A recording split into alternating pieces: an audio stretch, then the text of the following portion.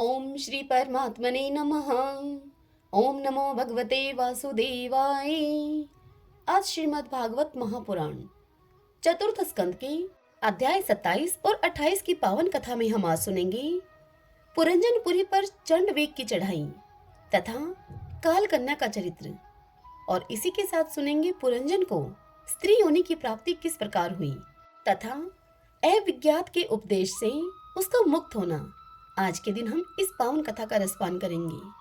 श्री नारद जी कहते हैं कि हे राजन, इस प्रकार वह सुंदरी अनेकों नखरों से पुरंजन को पूरी तरह से अपने वश में करके उसे आनंदित करती हुई विहार करने लगी। उसने अच्छी तरह से स्नान करके अनेक प्रकार के मांगलिक श्रृंगार किए तथा भोजन आदि से तृप्त होकर वह राजा के पास आई। तब राजा ने उस मनोहर मुख वाली राजमहिषी का सादर अभिनंदन किया। तदंतर पुरंजनी ने राजा का आलिंगन किया और राजा ने उसे अपने गले लगाया। फिर एकांत में मन के अनुकूल रहस्य की बातें करते हुए वह ऐसा मोहित हो गया कि उस कामनी में ही अपने चित्त को लगा रहने के कारण उसे दिन रात के भेद से निरंतर बीतते हुए काल की दुस्तर गति का भी पता न चला। मद से छका हुआ मनस्वी पुरंजन अपनी प्रिया की भुजा पर सिर रखे हुए महामूल्य शैया पर पड़ा रहता। उस राजा पुरंजन को वह रमणी ही जीवन का परम फल जान पड़ती थी। अज्ञान से आवृत हो जाने के कारण उसे आत्मा अथवा परमात्मा का कोई ज्ञान न रहा। हे राजन, इस प्रकार कामातुर चित्त से उसके साथ विहार करते करते ही राजा पुरंजन की जवानी आधे क्षण के समान बीत गई। हे प्रजापति, उस पुरंजनी से राजा पुरंजन के 11 सपुत्र और 110 कन्याएं हुई, जो सभी माता पिता का सुयश बढ़ाने वाली और सुशीलता, उदारता आदि गुणों से संपन्न थी। ये पुरंजनी नाम से विख्यात हुई। इतने में ही उस सम्राट की लंबी आयु का आधा भाग निकल गया। फिर पांचाल राज पुरंजन ने पितृवंश की वृद्धि करने के लिए पुत्रों का वधुओं के साथ और कन्याओं का उनके योग्य वरों के साथ विवाह कर दिया। पुत्रों में से प्रत्येक के 100 पुत्र हुए। उनसे वृद्धि को प्राप्त होकर पुरंजन का वंश सारे पांचाल देश में फैल गया। इन पुत्र, पौत्र, ग्रह, कोश, सेवक और मंत्री आदि में दृढ़ ममता हो जाने से वह इन विषयों में ही बंद कर रह गया। फिर तुम्हारी तरह उसने भी अनेक प्रकार के भोगों की कामना से यज्ञ की दीक्षा लेकर तरह तरह के पशु हिंसा में घोर यज्ञों से देवता, पितृ और भूतपतियों की आराधना की। इस प्रकार वह जीवन भर आत्मा का कल्याण करने वाले कर्मों की ओर से असावधान और कुटुंब पालन में व्यस्त रहा। अंत में वृद्धावस्था का वह समय आ पहुंचा जो स्त्री लंपट पुरुषों को बड़ा अप्रिय होता है। हे राजन, चंडवेग नाम का एक गंधर्व राज है। उसके अधीन 308 महाबलवान गंधर्व रहते हैं। इनके साथ मिथुन भाव से स्थित कृष्ण और शुक्ल वर्ण की उतनी ही गंधर्वियां भी हैं। ये बारी बारी से चक्कर लगाकर भोग विलास की सामग्रियों से भरी पूरी नगरी को लूटती रहती हैं। गंधर्वराज चंडवेग के उन अनुचरों ने जब राजा पुरंजन का नगर लूटना आरंभ किया, तब उन्हें 5 फन के सर्प प्रजागर ने रोका। यह पुरंजनपुरी की चौकसी करने वाला महाबलवान सर्प भी 100 वर्ष तक अकेला ही उन 720 गंधर्व गंधर्वियों से युद्ध करता रहा। बहुत से वीरों के साथ अकेले ही युद्ध करने के कारण अपने एकमात्र संबंधी प्रजागर को बलहीन होता हुआ देखकर राजा पुरंजन को अपने राष्ट्र और नगर में रहने वाले अन्य बांधवों के साथ बड़ी चिंता हुई। वह इतने दिनों तक पांचाल देश के उस नगर में अपने दूतों के द्वारा लाए हुए कर को लेकर विषय भोगों में मस्त रहता था। स्त्री के वशीभूत रहने के कारण इस असंभावी भय का उसे पता ही न चला। हे बहिर्ष्मन, इन्हीं दिनों काल की एक कन्या वर की खोज में त्रिलोकी में भटकती रही, फिर भी उसे किसी ने स्वीकार नहीं किया। वह काल कन्या अर्थात जड़ा बड़ी ही भाग्यहीना थी, इसलिए लोग उसे दुर्भागा कहते थे। एक बार राजऋषि पुरु ने पिता को अपना यौवन देने के लिए अपनी ही इच्छा से उसे वर लिया था। इससे प्रसन्न होकर उसने उन्हें राज प्राप्ति का वरदान दिया था। एक दिन मैं ब्रह्मालोक से पृथ्वी पर आया तो वह घूमते घूमते मुझे भी मिल गई थी। मुझे नैष्टिक ब्रह्मचारी जानकर भी कामातुर होने के कारण वह जरा मुझे वर्ण करना चाहती थी। मैंने उसकी प्रार्थना स्वीकार नहीं की। इस पर उसने अत्यंत कुपित होकर मुझे यह दुषह श्राप दिया कि तुमने मेरी प्रार्थना स्वीकार नहीं की, अतः तुम एक स्थान पर अधिक देर न ठहर सकोगे। तब मेरी ओर से निराश होकर उस कन्या ने मेरी सम्मति से यमनराज भय के पास जाकर उसका पति रूप से वर्ण किया और उससे कहा, हे वीरवर, आप यमनों में श्रेष्ठ हैं। मैं आपसे प्रेम करती हूँ और आपको अपना पति बनाना चाहती हूँ। आपके प्रति किया हुआ जीवों का संकल्प कभी विफल नहीं होता। जो मनुष्य लोक अथवा शास्त्र की दृष्टि से देने योग्य वस्तुओं का दान नहीं करता और जो शास्त्र दृष्टि से अधिकारी होकर भी ऐसा दान नहीं लेता, वे दोनों ही दुराग्रही और मूढ़ हैं, अतएव शोचनीय हैं। हे भद्र, इस समय मैं आपकी सेवा में उपस्थित हुई हूँ, आप मुझे स्वीकार करके अनुग्रहित कीजिए। पुरुष का सबसे बड़ा धर्म तीनों पर दया करना ही है। आगे इस कथा को सुनाते हुए नारद जी कहते हैं कि हे राजन, कालकन्या की उस बात को सुनकर यमनराज ने विधाता का एक गुप्त कार्य कराने की इच्छा से मुस्कुराते हुए उस कन्या से कहा। राजा ने कहा कि मैंने योग दृष्टि से देखकर तेरे लिए एक पति निश्चित किया है। तू सबका अनिष्ट करने वाली है, इसलिए किसी को भी तू अच्छी नहीं लगती और इसी से लोग तुझे स्वीकार नहीं करते। अतः इस कर्म जनित लोक को तू अलक्षित होकर बलात् भोग। तू मेरी सेना लेकर जा, इसकी सहायता से तू सारी प्रजा का नाश करने में समर्थ होगी। कोई भी तेरा सामना न कर सकेगा।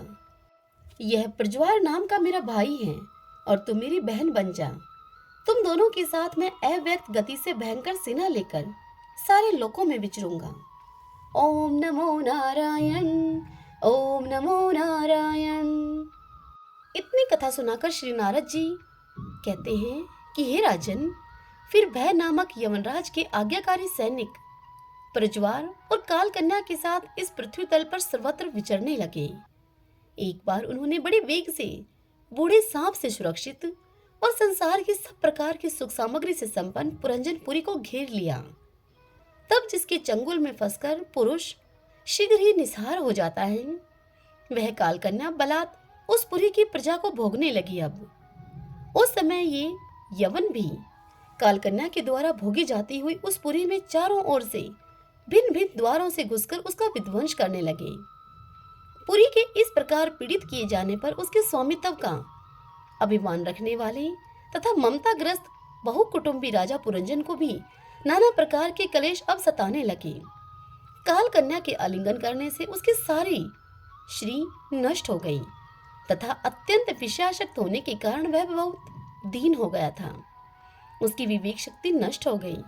गंधर्व और यवनों ने बलात् उसका सारा ऐश्वर्य लूट लिया। उसने देखा कि सारा नगर नष्ट भ्रष्ट हो गया है। पुत्र पौत्र भृत्य और अमात्य वर्ग प्रतिकूल होकर अनादर करने लगे हैं। स्त्री स्नेह शून्य हो गई है। मेरी देह को कालकन्या ने वश में कर रखा है और पांचाल देश शत्रुओं के हाथों में पड़कर भ्रष्ट हो गया है। यह सब देखकर राजा पुरंजन अपार चिंता में डूब गया अब, और उसे उस विपत्ति से छुटकारा पाने का कोई उपाय न दिखाई दिया। कालकन्या ने जिन्हें निसहार कर दिया था, उन्हें भोगों की लालसा से वह अब दीन था। अपनी पारलौकिक की गति और बंधुजनों के स्नेह से वंचित रहकर उसका चित्त केवल स्त्री और पुत्र के लालन पालन में ही लगा हुआ था। ऐसी अवस्था में उनसे बिछुड़ने की इच्छा न होने पर भी उसे उस पुरी को छोड़ने के लिए बाध्य होना पड़ा, क्योंकि उसे गंधर्व और यवनों ने घेर रखा था तथा कालकन्या ने कुचल दिया था। इतने में ही यमनराज भय के बड़े भाई प्रज्वार ने अपने भाई का प्रिय करने के लिए उस सारी पुरी में आग लगा दी। जब वह नगरी जलने लगी, तब पुरवासी सेवक वृंद, संतान वर्ग और कुटुंब की स्वामिनी के सहित कुटुंब वत्सल पुरंजन को बड़ा दुख हुआ। नगर को कालकन्या के हाथ में पड़ा हुआ देखकर उसकी रक्षा करने वाले सर्प को भी बड़ी पीड़ा हुई, क्योंकि उसके निवास स्थान पर भी यवनों ने अधिकार कर लिया था और प्रज्वार उस पर भी आक्रमण कर रहा था। जब उस नगर की रक्षा करने में वह सर्वथा असमर्थ हो गया, तब जिस प्रकार जलते हुए वृक्ष के कोटर में रहने वाला सर्प उससे निकल जाना चाहता है, ठीक उसी प्रकार उसने भी महान कष्ट से कांपते हुए वहां से भागने की इच्छा प्रकट की। उसके अंग प्रत्यंग ढीले पड़ गए थे और गंधर्वों ने उसकी सारी शक्ति नष्ट कर दी थी। अतः जब यवन शत्रुओं ने उसे जाते हुए देखकर उसे रोक दिया, तब वह दुखी होकर रोने लगा। ग्रह शक्त पुरंजन देह गेह आदि में मैं मेरेपन का भाव रखने से अत्यंत बुद्धिहीन हो गया था। स्त्री के प्रेम पाश में फंसकर वह बहुत दीन हो गया था। अब जब इनसे बिछुड़ने का समय उपस्थित हुआ, तब वह अपने पुत्री, पुत्र, पौत्र, पुत्रवधू, दामाद, नौकर और घर, खजाना तथा अन्यान्य जिन पदार्थों में उसकी ममता भर शेष थी, अर्थात राजा का भोग तो कभी का छूट गया था, उन सब के लिए इस प्रकार वह चिंता करने लगा। हाय, मेरी भार्या तो बहुत ग्रह गृहस्थी वाली है। जब मैं परलोक को चला जाऊंगा, तब ये असहाय होकर किस प्रकार अपना जीवन निर्वाह करेगी। इसे इन बाल बच्चों की चिंता ही खा जाएगी। यह मेरे भोजन किए बिना भोजन नहीं करती थी और स्नान किए बिना यह स्नान नहीं करती थी। सदा मेरी ही सेवा में तत्पर रहती थी। मैं कभी रूठ जाता था तो यह बड़ी ही भयभीत हो जाती थी और झिड़कने लगता तो यह डर के मारे चुपचाप रह जाती थी। मुझसे कोई भूल हो जाती तो यह मुझे सचेत कर देती थी। मुझ में इसका इतना अधिक स्नेह है कि यदि मैं कभी परदेश चला जाता था तो यह विरह व्यथा से सूखकर कांटा हो जाती थी। यूं तो यह वीर माता है, तो भी मेरे पीछे क्या यह गृहस्थ आश्रम का व्यवहार चला सकेगी। मेरे चले जाने पर एकमात्र मेरे ही सहारे रहने वाले ये पुत्र और पुत्री भी कैसे जीवन धारण करेंगे। ये तो बीच समुद्र में नाव टूट जाने से व्याकुल हुए यात्रियों के समान बिलबिलाने लगेंगे। नारद जी कहते हैं कि हे राजन, यद्यपि ज्ञान दृष्टि से राजा पुरंजन का शोक करना उचित नहीं था, फिर भी अज्ञानतावश राजा पुरंजन इस प्रकार दीन बुद्धि से अपने स्त्री पुत्र आदि के लिए शोकाकुल हो रहा था। इसी समय उसे पकड़ने के लिए वहां भय नामक यमनराज आदमका। जब यवन लोग उसे पशु के समान बांधकर अपने स्थान को लेकर चले, तब उसके अनुचरगण अत्यंत आतुर और शोकाकुल होकर उसके साथ हो लिए। यवनों के द्वारा रोका हुआ सर्प भी उस पुरी को छोड़कर इन सबके साथ ही चल दिया। उसके जाते ही सारा नगर छिन्न भिन्न होकर अपने कारण में लीन हो गया। इस प्रकार महाबली यवनराज के बलपूर्वक खींचने पर भी राजा पुरंजन ने अज्ञानवश अपने हितैषी एवं पुराने मित्र अविज्ञात का स्मरण नहीं किया। उस निर्दय राजा ने जिन यज्ञ पशुओं की बलि दी थी, वे उसकी ही दी हुई पीड़ा को याद करके उसे क्रोधपूर्वक कुठारों से काटने लगे। वह राजा वर्षों तक विवेकहीन अवस्था में अपार अंधकार में पड़ा हुआ निरंतर कष्ट भोगता रहा। स्त्री की आसक्ति से उसकी यह दुर्गति हुई थी। अंत समय में भी पुरंजन को उसकी ही चिंता बनी हुई थी, इसलिए उसे दूसरे जन्म में वह नरश्रेष्ठ विदर्भराज के यहाँ सुंदर कन्या होकर उत्पन्न हुआ। जब यह विदर्भ नंदिनी विवाह के योग्य हुई, तब विदर्भराज ने घोषित कर दिया कि इसे सर्वश्रेष्ठ पराक्रमी वीर ही ब्याह सकेगा। तब शत्रुओं के नगरों को जीतने वाले पांड्य नरेश महाराज मल्लध्वज ने समर भूमि में समस्त राजाओं को जीतकर उसके साथ विवाह किया। उससे महाराज मल्लध्वज ने एक श्याम लोचना कन्या और उससे छोटे 7 पुत्र उत्पन्न किए, जो आगे चलकर द्रविड़ देश के राजा अर्थात 7 राजा हुए। हे राजन, फिर उनमें से प्रत्येक पुत्र के बहुत बहुत पुत्र उत्पन्न हुए, जिनके वंशधर इस पृथ्वी को मनवंतर के अंत तक तथा उसके बाद भी भोगेंगे। राजा मल्लध्वज की पहली पुत्री बड़ी व्रतशिला थी। उसके साथ अगस्त ऋषि का विवाह हुआ। उससे उनके दृढ़च्युत नाम का एक पुत्र हुआ और दृढ़च्युत के इदम वाह नाम का पुत्र हुआ। अंत में राज ऋषि मल्लध्वज पृथ्वी को पुत्रों में बांटकर भगवान श्री कृष्ण की आराधना करने की इच्छा से मल्ल पर्वत पर चले गए। उस समय चंद्रिका जिस प्रकार चंद्रदेव का अनुसरण करती है, ठीक उसी प्रकार मतलोचना विदर्भी ने अपने घर, पुत्र और समस्त भोगों को तिलांजलि देकर पांडा नरेश का अनुगमन किया। वहां चंद्रवसा, ताम्रपर्णी और वटोदका नाम की 3 नदियां थीं। उनके पवित्र जल में स्नान करके वे प्रतिदिन अपने शरीर और अंतःकरण को निर्मल करते थे। वहां रहकर उन्होंने कंद, बीज, मूल, फल, पुष्प, पत्ते तृण और जल से ही निर्वाह करते हुए बड़ा कठोर तप किया। इससे धीरे धीरे उनका शरीर बहुत सूख गया। महाराज मलध्वज ने सर्वत्र समदृष्टि रखकर शीत उष्ण, वर्षा वायु, भूख प्यास, प्रिय अप्रिय और सुख दुख आदि सभी द्वंद्वों को जीत लिया। तप और उपासना से वासनाओं को निर्मूल करके तथा यम नियम आदि के द्वारा इंद्रिय, प्राण और मन को वश में करके वे आत्मा में ब्रह्मा भावना करने लगे। हे राजन, इस प्रकार 100 दिव्य वर्षों तक स्थानों के समान निश्चल भाव से एक ही स्थान पर वह बैठे रहे। भगवान वासुदेव में सदृढ़ प्रेम हो जाने के कारण इतने समय तक उन्हें शरीर आदि का भी भान न हुआ। गुरु स्वरूप साक्षात श्रीहरि के उपदेश किए हुए तथा अपने अंतःकरण में सब और सफलित होने वाले विशुद्ध विज्ञान दीपक से उन्होंने देखा कि अंतःकरण की वृत्ति का प्रकाशक आत्मा स्वप्न अवस्था की भांति देह आदि समस्त उपाधियों में व्याप्त और उनसे पृथक भी है। ऐसा अनुभव करके वे सब ओर से उदासीन हो गए। फिर अपनी आत्मा को परब्रह्मा में और परब्रह्मा को आत्मा में अभिन्न रूप से देखा और अंत में इस अभेद चिंतन को भी त्याग कर सर्वथा शांत हो गई। हे राजन, इस समय पति प्रायणा वदर भी सब प्रकार के भोगों को त्याग कर अपने परम धर्मज्ञ पति मल्लध्वज की सेवा बड़े प्रेम से करती थी। वह चीर वस्त्र धारण किए रहती। व्रत उपवास आदि के कारण उसका शरीर अत्यंत कृश हो गया था और सिर के बाल आपस में उलझे जाने के कारण उन बालों में लटाएं पड़ गई थीं। इसलिए उस समय अपने पतिदेव के पास वह अंगार भाव को प्राप्त धूम रहित अग्नि के समीप अग्नि की शांत शिखा के समान सुशोभित हो रही थी। उसके पति परलोकवासी हो चुके थे, परंतु पूर्ववत स्थिर आसन से विराजमान थे। इस रहस्य को न जानने के कारण वह उनके पास जाकर उनकी पूर्ववत सेवा करने लगी। चरण सेवा करते समय जब उसे अपने पति के चरणों में गर्मी बिल्कुल नहीं मालूम हुई, तब तो वह झुंड से बिछड़ी हुई मृगी के समान चित्त में अत्यंत व्याकुल हो गई। उस बीहड़ वन में अपने आप को अकेली और दीन अवस्था में देखकर वह बड़ी शोकाकुल हुई। अश्रुओं की धारा से स्तनों को भिगोती हुई वह बड़े जोर जोर से अब रोने लगी। वह बोली, हे राजऋषि, उठिए उठिए, समुद्र से घिरी हुई यह वसुंधरा लुटेरों और अधार्मिक राजाओं से भयभीत हो रही है। इसकी आप रक्षा कीजिए।